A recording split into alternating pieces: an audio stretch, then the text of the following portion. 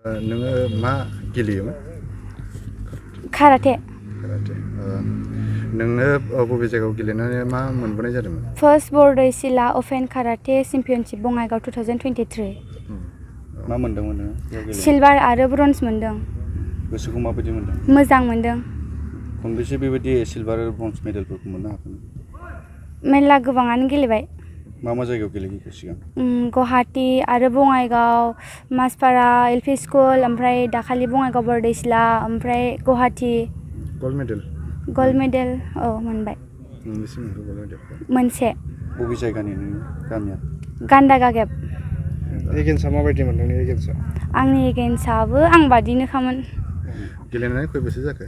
गेलेनानै 4-5 इयार जाबाय। आरो बेसेबांसिम गेलेनो सानदों? आङो आंनि कलेज लाइफआ बेसेबां थांगोन आं बेसेबां गेलेलांबाय थागोन। सोरनिफ्रायबा माबाफोर मदद लुबैयो नामा? ना गावनि आन्था थोजासे दङ? आंनि आन्था थोजासे दङ। ओरैनो एकाडेमि माने ट्रेनिं बायदि लानाय हिसाबै अबेयावथो सोलोङो नोङो जेनेबा? आङो बेंटल एमबि स्कुल क्लाबाव सारदिङाजों गेलेयो। उनाव मा जानो सानदों गेलेनानै? आङो उनाव गेलेनानै आङो पुलिस साख्रि मावनो सानदों। गोसोआव गोजोननाय मोनदों जे आङो 2014 आं फोरोंबोनाय जादों आरो आं बेहाय सिगांनिफ्रायनो आं बेबायदि ट्रेनिं लाबोनाय हिसाबै आङो बेबायदिनो आं गुबुनफोरनोबो बेबायदि ट्रेनिं होगोन साननानै आङो बेबायदिनो बेंटल काराटे क्लाबाव आङो खुलिनाय जादों आरो बिनि गेजेरजों आङो बेबायदिनो आस्ते बिदिनो आङो स्टुडेन्ट मोनलांबाय थादों आरो बिदिनो आङो आंनि जि ट्रेनिं होनो हादों आङो जि गियान होनो हादों बेखौ आङो गुबुनावहाय आंनो बेबायदि होफिननो हानाया आंनि थाखाय बिराद गोजोनथाव मोनदों आङो। ओरैनो नोंनि सोलोंग्राफोरखौ बबे मा गेमावहाय पार्टिसिपेट खालामहैनो हाखो दिनैसिमाव? नेसनेलसिम आङो हाबोबाय। बेहाय डिस्ट्रिक्टनिफ्राय लानानै जेसेबां अफिसियेल खेलाफोर दङ बेखौ आङो स्टेटसिम लांनो हाबाय आरो जेसेबां अपेन खेलाफोर दङ बेहाय आङो नेसनेल इन्टारनेसनेलसिम लांनो हाबाय आरो। ओरैनो गथ'फ्रा मा एवार्ड हिसाबै मा मोनबोखो? बेबायदिनो मालाबाफोर से बान्था मोनो, मालाबाफोर बिदिनो सेकेन्ड प्राइज, मालाबा थार्ड प्राइज मोनो, मालाबा बेबायदिनो मोननै गाहाम मोनो। बेबायदि गावसिनि हानायमानि बेबायदिनो नाजानायजों बेबायदिनो मोनबोयो आरो। बङाइगाव जानाय खेलायाव साबेसे मोनबोनो हादोंमोन? बङाइगाव जानाय खेलायावहाय 3 मोनबोनो हादों। मा मेडेल? मेडेला गल्ड दङ आरो सिलभार दङ आरो ब्रन्ज दङ। आं बे बुब्लियाव चिरां डिस्ट्रिक्ट सेशनकाई शिट'रु काराटे Do-Associationनि गाहायनि नेहाथारि हिसाबै बेखौनो बुंगोन जोङो दाख्लै फार्स्ट बरद'इसिला अपेन काराटे चेम्पियनशिप 2023 आव 7 मेआव जादोंमोन बेयो बङाइगाव सिलाराय इनडोर स्टेडियामाव जादोंमोन।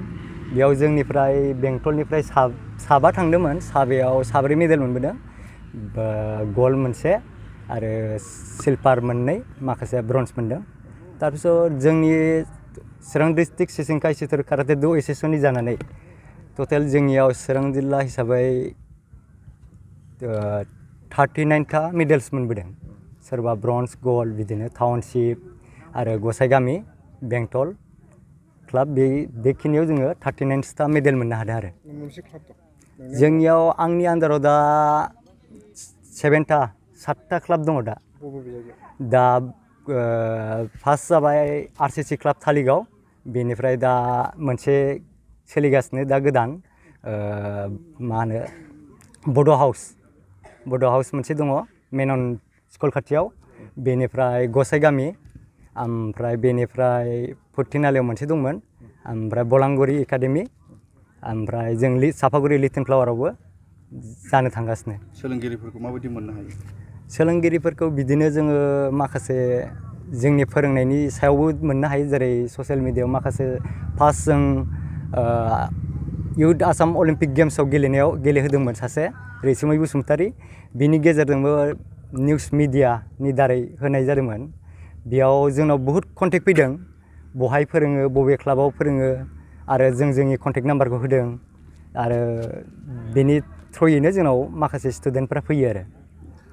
बे खेलानि गेजेरजों मा बेनिफिट्सफोर दङ जेनेबा देहायारि आरो थांना थानायनि थाखायबो उननि समाव माबायदि? देहायारियाथ' फिजिकेला थ्रुयै बे बेमार आजाराथ' जाखायानोसै बेबायदि जुदि दैलि हार्डलि प्रेक्टिस खालायोबा जेने जोंथ' फोरोंगुरु हिसाबै जोंबो खालायगासिनो आरो खस्थ' खालायो जोंबो फोरोंबाय थागासिनो दा गथ'फोरा जेसेबां हायो गेलेगासिनो माखासे ओमफ्राय देहाफ्रा स्ट्रं थायो बिदिनो आरो बिनि बेनिफिटआ जाहैबाय जोंथ' दा केरियार दानो थाखाय जोंना सेशनकाइ शित'-रु काराटे द' एस'सिएशन न बेयो जोंनि चिरां डिस्ट्रिक्टनि बेयो मोनसे स्कुल बेनिफ्राय स्पर्ट्स लाइन बे अफिसियेल गेमाव गेलेनो थाखाय जोंहा चिरां जिल्ला स्पर्ट्स एस'सिएशननि थ्रुयै थाङो बेयाव बिनि गेजेरजों बेनिफिट मोनो माखासे जुदि नेशनेल गेम्सआव गेलेनो हायोबा आसाम सरकारा साख्रि होनायनि खोथा होदों आरो सोरखौबा DSP खालायदों मेगनजोंबो नुबाय माखासे बेखिनियानो